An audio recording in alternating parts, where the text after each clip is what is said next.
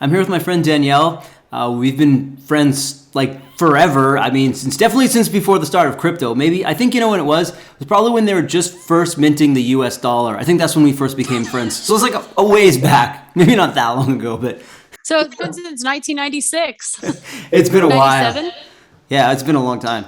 So Yeah, it's been a couple days. who knew that we'd both be into investing like all these years later and like want to discuss this? But so I mean, basically nobody on my channel knows who I am yet. So I don't think that really matters. I think people want to know who you are. So if you want to like introduce yourself a little bit and tell me how you got into crypto, tell me like, what your experiences have been and any other investing, stuff that you've done and how's that worked out for you so far?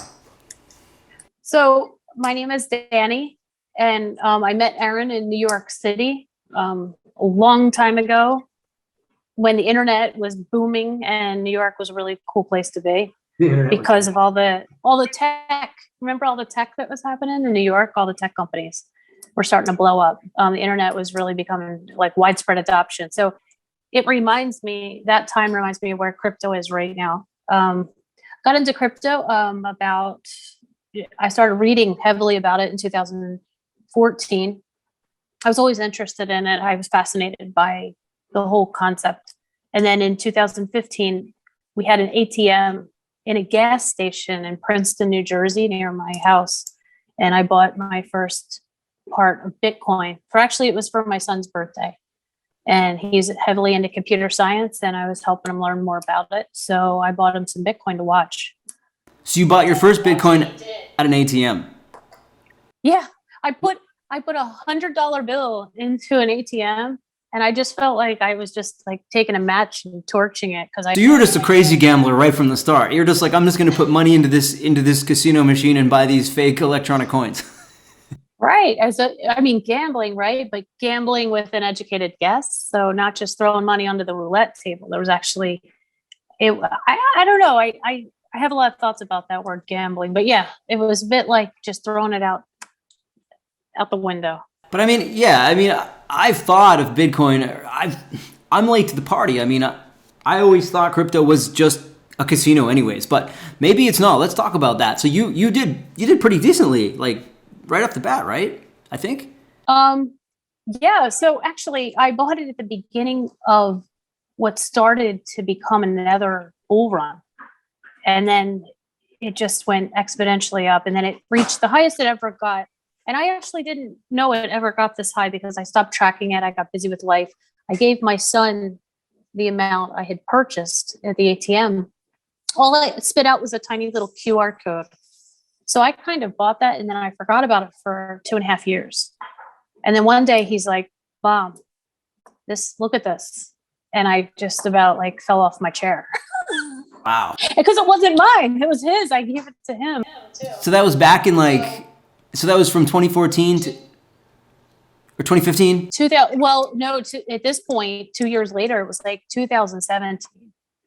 And then I said, oh my gosh, I should have, woulda, coulda, right? So I should have followed my instincts and gotten into it more heavily back when I first saw it.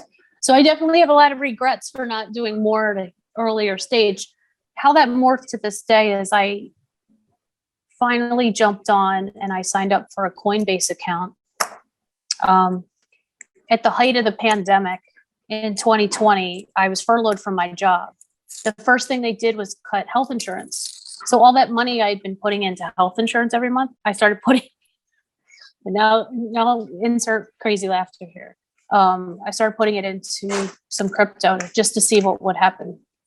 Everything was pretty low. Everything had crashed in March 2020, as everybody knows, last year. And I just decided to take a chance because I wished I had back in 2015 and 16 and 17. And then that massive bull run has come, and now I think we're at the crest of the wave. I think we're at the top of it. I think we're at a really interesting and potentially dangerous point. We are, but I don't think the 4-year cycles are going to be as high and low anymore. I think what's going to happen to them is they're going to start to even out. Yeah, and now it's just going to be a slow investment up, but the volatility that we've seen for the past 12 years won't be as extreme. I believe, yeah, I think there's more widespread adoption and there's more mainstream adoption, and I think that's why it's going to maybe level out a little bit and be less extreme crests. Because now, if you turn on CNBC, it's literally like every day they're just talking about the metaverse and they're talking about all these cryptocurrencies, and you just constantly, I'm pretty sure that I'm thinking the hosts of CNBC, they literally want to just start talking about their NFTs, but they're probably told by their bosses that they're not allowed to talk about like their CryptoPunks collection or whatever, because I'm sure that they are all in it too, You think they are, but I wonder if that's considered insider trading. See, that's where the regulation is.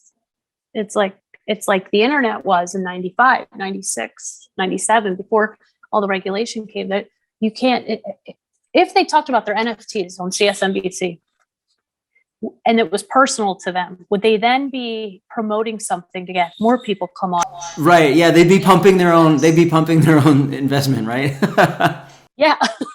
They would be saying, okay, now I'm in this, now make me richer and you jump on. Jump onto this, right? Yeah, I know. I feel don't let it drown. Everybody grab a life preserver. I feel like the mainstream adoption is literally just around the corner. And in that sense, I do get like a lot of FOMO. It's like, maybe I should have more in this. Maybe I should put more into this position. But I still always have that fear that it's like more unstable than stocks, even though it way outperforms anything except for maybe Tesla, in the stock market. Any basic crypto is going to way outperform the best stocks so far. Although also with the same amount in the opposite direction when the thing drops, because the volatilities are much more extreme in crypto. They go up and they go down in a much more exaggerated fashion. I think, as you can attest to, right? I can 100% attest to that. And then the white knuckling it on the way down. A fine example of that was after the May height, on the day that Coinbase had their IPO, I believe it was May 12th, everything hit a high. And Ethereum actually hit a high around the same time period. And they've just now come back and hit a high from that May or April, I believe it was May or April high. When that crash occurred, it was like watching something bleed to death. I'm watching my crypto account just get slashed. And I'm talking like, the first 10,000 is normal. And any given day, say 10,000, your account could just disappear or show up. So I was used to that. But this was a crash that took $52,000 in 2 hours. Wow. Yeah, see, that kind of white knuckling volatility is something that I think a lot of traditional investors aren't really used to. People aren't used to it because that's that casino level gambling kind of feel. That's what I was talking about in crypto. That, it's uncomfortable for people who aren't familiar with that. So for people who are new and maybe they're traditional investors, or they might want to get into crypto, do you have any sort of beginner tips, starter tips as to how to kind of dip your toes in the water? I remember you mentioned Ethereum, and I just wanted to talk about for a second, because I think since then you have staked your Ethereum, right? Yes. So actually, I'm a fan of Coinbase just because it's. I know it's not the original crypto exchanges that everybody took risks on, but for me, it's the only publicly traded one in the United States. I like the CEO. I like how solid he is. And I like all of his, I like just in general how he's running the company day to day. I follow it pretty closely. Brian Armstrong is the CEO. What he's done is he's allowed people to stake Ethereum. You take your regular Ethereum, you buy it, and then you move it over to Ethereum 2.0, and you receive 5% on top of all the gains for Ethereum. So the first Ethereum I bought was in the like $180 range. Actually, I bought that a couple of years ago, and then I moved it into Coinbase. He offered staking about 6 months ago. As soon as I moved it in there, it started to accumulate 5%. I don't know about you, but I have a checking account that earns like 1%.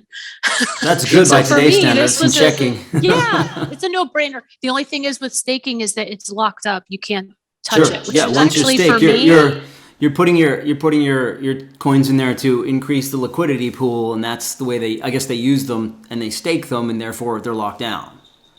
Right. So you have to be comfortable with. It's almost, to me, it feels safer than a 401k. Where I'm taking a hit every single time I want to use $5,000 for my investments. I can't without a giant penalty. With staking, I'm just waiting for 2.0 to open up. It could be a year or two, but I'm okay with that because while it's sitting in there, the growth has been exponential. So I'm completely happy with how that's worked out. I mean, Well, you have the buying compound Ethereum effect for of, sorry to interrupt, you have the compound effect of Ethereum raising in price while you're getting that staking APY, right? So you have two things going on at the same time.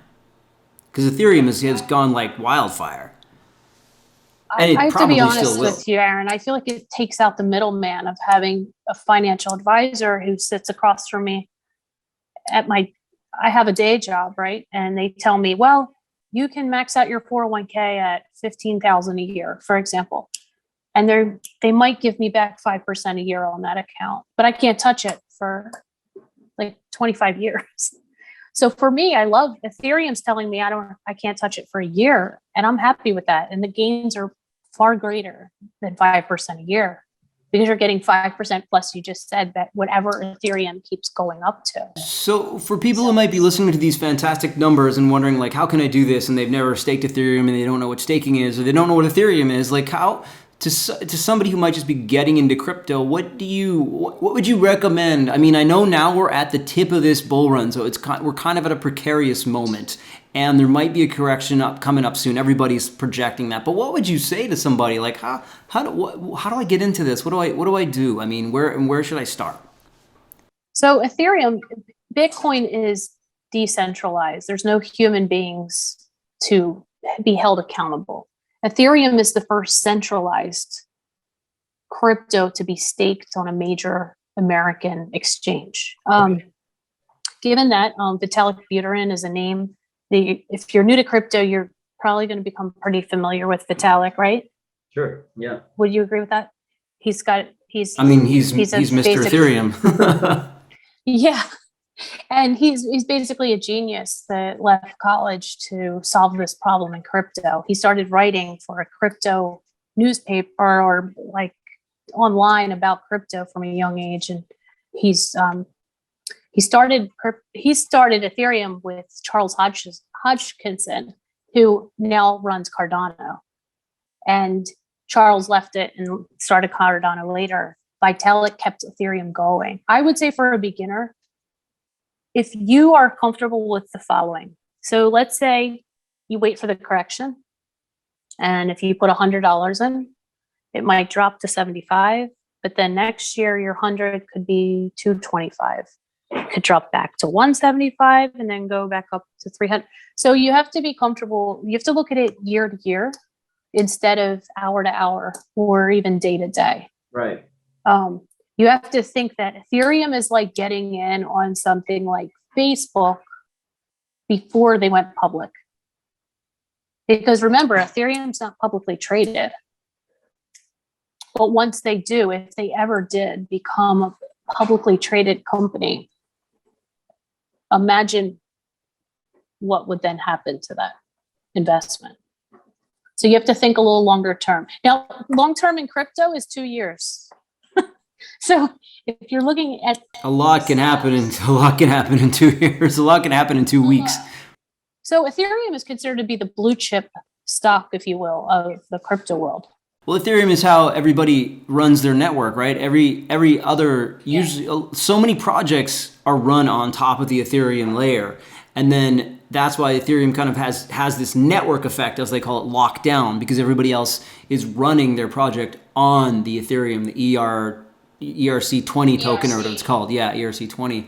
And so one of the issues with Ethereum, though, is that because it was the first, it has a lot of issues with its like laborious code structure. I don't know because I'm not a programmer, but it has these problems with transactions taking a long time and these excessively high gas fees is what they're called. So you could buy something, you could buy an NFT, or you can do a transaction, a swap of a coin, and be charged an outlandish amount of money. And that's something to do. And this is getting deeper into using cryptos and trading different coins, but that's one thing that I see as a bit of a threat to Ethereum in the long term by some of its challengers like Avalanche, challengers like Cardano, although Cardano is a little bit out of favor right now, but you have Polygon and and Polkadot and these challengers to Ethereum. So right now, though, I think Ethereum is so well kind of vested in sort of the underbelly of the original crypto networking that it's probably going to be pretty hard to unseat it. I think maybe in the long term. But Well, there's a lot of momentum going with Ethereum right now. There's a ton because there's a lot of developers that are sought after for other projects that are apparently working with the Ethereum team. So they've attracted a lot more and better developers than any other project. That's a big appeal to a lot of investors. I 100% agree with you that there is competition for Ethereum. So if you want to diversify your portfolio in crypto, you can buy a competitor, like you said, Polkadot or Cardano. Solano. Yeah, that's a good one too. There's a host of others that I wouldn't put all your eggs in one basket. It's just that because I haven't been able to touch my Ethereum, it's grown more than the ones that I've been able to trade in and out of. So you haven't been able to take your money out of Ethereum that you wanted to. You're waiting until that stake expiration so you can make some swaps there. Which is good for me because I like to, I like to trade in and out. I like to move kind of fast at the pace of things. And I really wish Polkadot, I doubled my investment with Polkadot and took all the profits off the table. So let's talk about that then. So we kind of talked about the intro to, maybe getting into it and getting a Coinbase account, grabbing some Ethereum, grabbing some of the similar competitors to Ethereum. This is going just beyond if you buy Bitcoin, right? Like if you open a Coinbase account, you can buy Ethereum, you can buy AVAX, you can buy ADA doesn't seem like it's poised to grow as much as the other ones. Solana probably will be a good bet. And so you can buy some of these top 10 or top 100 coins that are all listed on Coinbase, and I can put a link to some of them down in the description of the video below, which would be like your safer bets, safer moons as they call them, I guess. And then from there, how do we take profits then? So you've alluded to that before, and I know that you've been pretty successful doing that. So you kind of have a system for that, and I kind of wanted to get that out there and kind of get that advice and that info kind of out into the air, into the podcast. So the number one, and you may agree or not agree. Curious to hear what you have to say, Aaron, about this. The number one mistake that people that get into crypto make is when their $100 suddenly becomes 25 overnight, then they just get out of their original position and they sell off the 25, and that's called what I call fear selling. You mean when they're $100 when it drops? You're saying.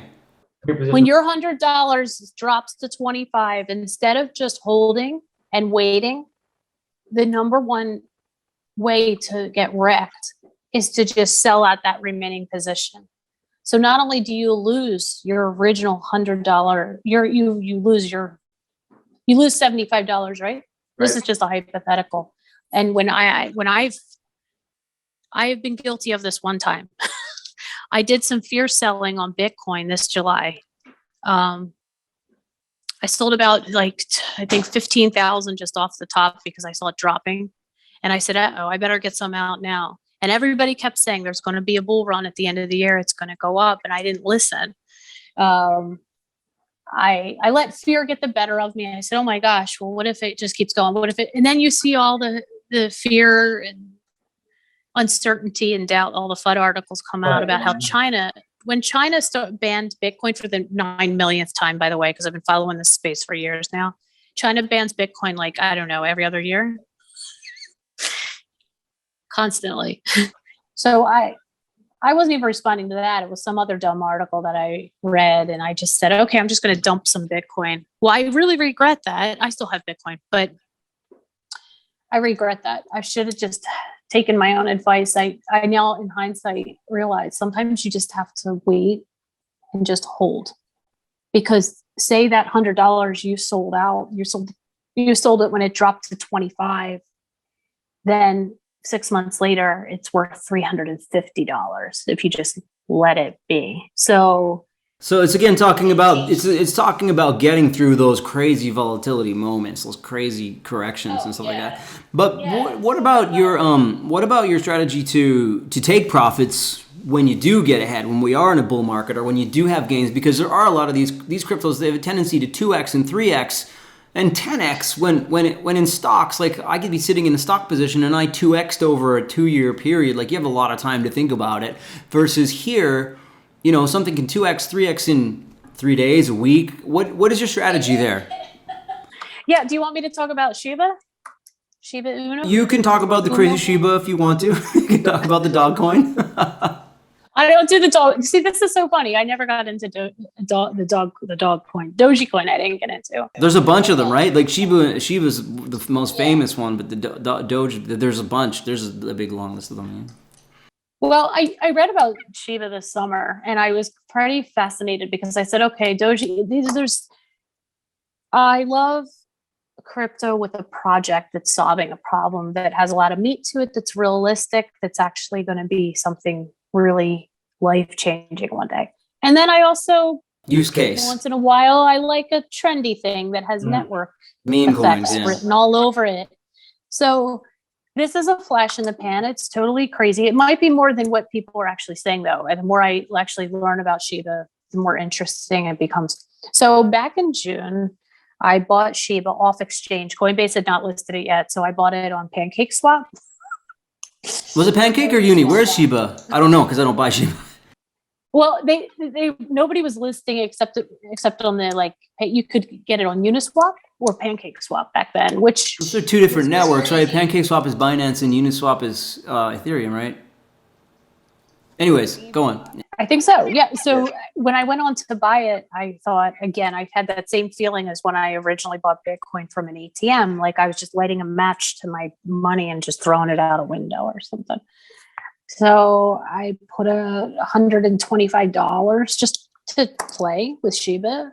And then when Coinbase listed it, I moved it into my cold storage wallet on Coinbase.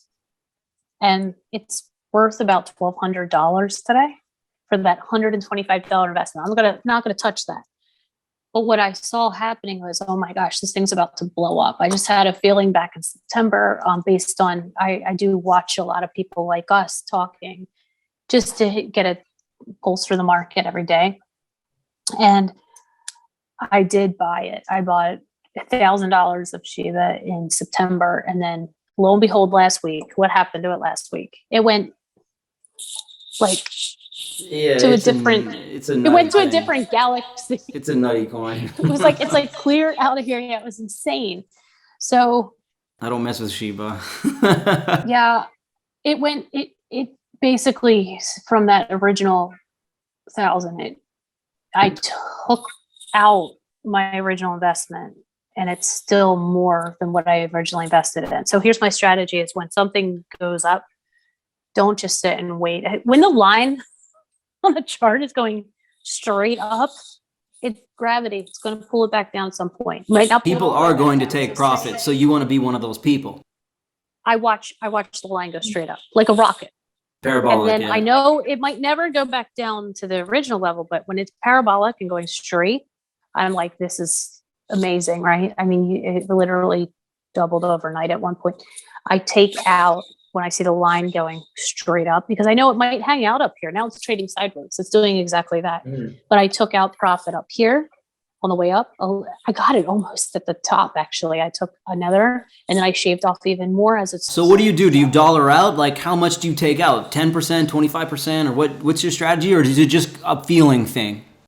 I took out 50% this time. And I did that because I wanted to leave the rest all in there to make more money. And it continued to make more money for the next following days. And then I took some of that and I bought some gaming coins with it. Like we were talking about AVAX and is Avalanche, correct? Well, Avalanche, yeah, no, Avalanche is one of the major coins. I think we were talking about Sandbox. We were talking about Sand and then also UFO. And I may have talked to you about ALU as well, Altura. Those I didn't. You bought them, right? I was. Yeah. So Aaron, you use more unconventional means of getting your coins, whereas I'm more of I'm a safe crypto person, sort of. If there is such a word. Yeah, I guess I'm going more for the degen plays, but like I believe because they're smaller market cap, they're micro cap, and so they have a lot more room to balloon up. I think it's a lot easier for. I mean, it could also the rug could be pulled out from under you, but it's a lot easier for like a $10 million market cap to go to a $100 million market cap than for a $2 billion market cap to go to a $4 billion market cap. I think there's like, so.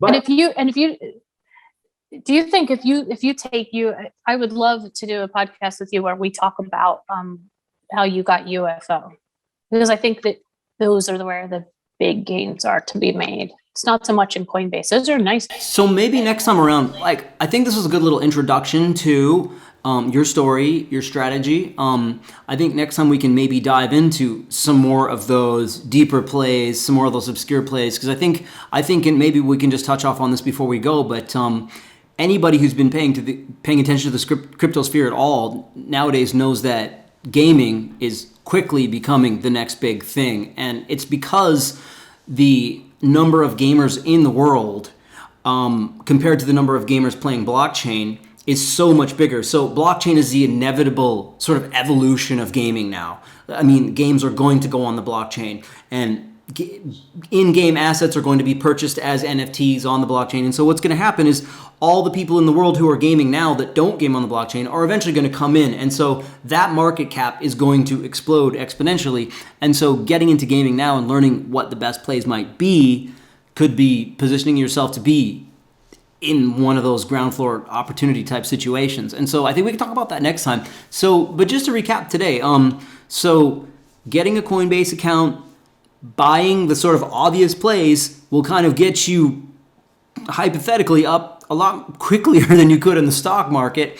And then being careful and watching that thing closely so that when you do get profits, you grab some of those profits and lock those down into cash, lock those down into whether it's, USDT, stable coins, or actual cash, or whatever you get out of that really volatile crypto, at least partially, so you don't expose yourself to that potential loss. And then as you were talking before, when you do get that potential loss, you don't lock that loss in because you know that crypto is this crazy, wait and kind of watch kind of game. It's this circle of up and downs that you just have to be patient for when the bear comes back, when the downs come back, right?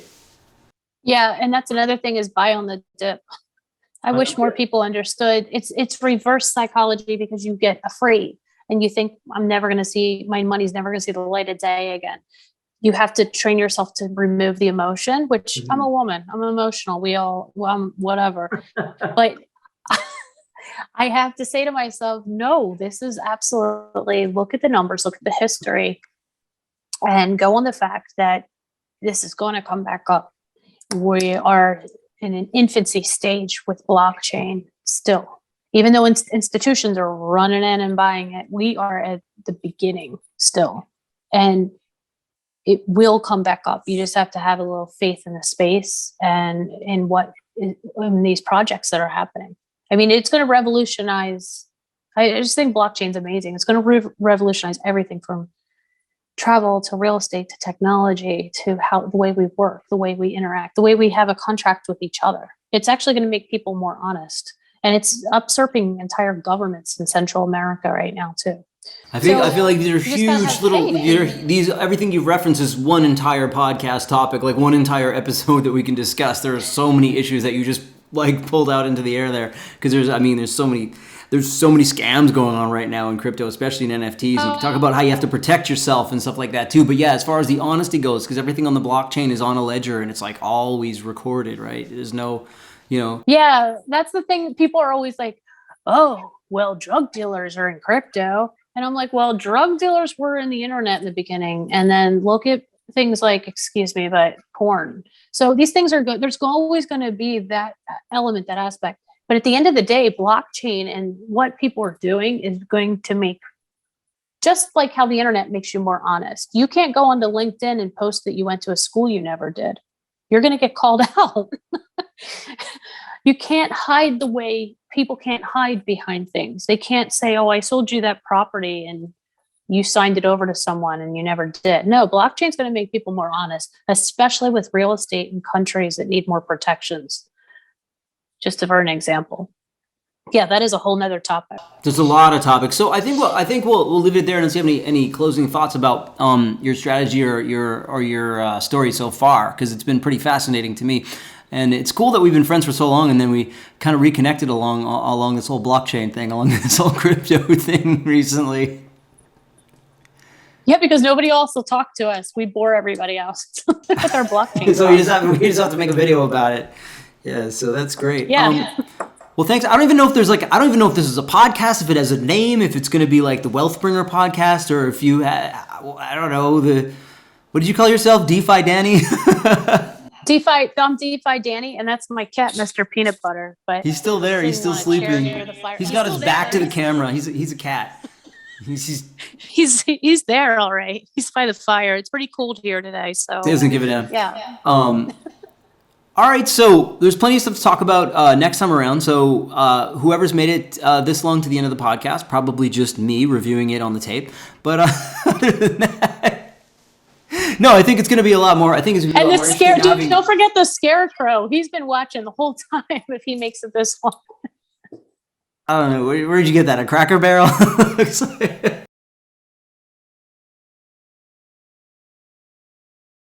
don't know. All right. So, do you want to put any of your social links? Do you want people to follow you anywhere? I can put those in the description if you want, or you can say them out. Or is that not of interest to you? Sure. I'm Danny Alex Style on Instagram. Okay, so we'll put that down there. Are you on? It's relatively kind of uneventful, but sure. Are you doing any tweeting? Are you on Twitter these days? That's where a lot of the crypto people are. Seems to be on Twitter. I know. I'm not. Okay. I'm not. Cool. All right. Well. All right. Well, thanks for coming on the show. If it is a show, I don't know. I just wanted to make this video and connect like this and see what we could discover. And think we discovered some cool stuff. So let's plan some next episodes and see if there's any interest and bring on some of those next topics next time. Awesome. And thanks to our 1 or 2 viewers out there. Okay. Thanks, Aaron. Bye. I'll have to send this to my mom. Maybe she'll finally watch it. I don't know. Okay. All right. Okay. Bye. All right. Bye. When's it going to be posted?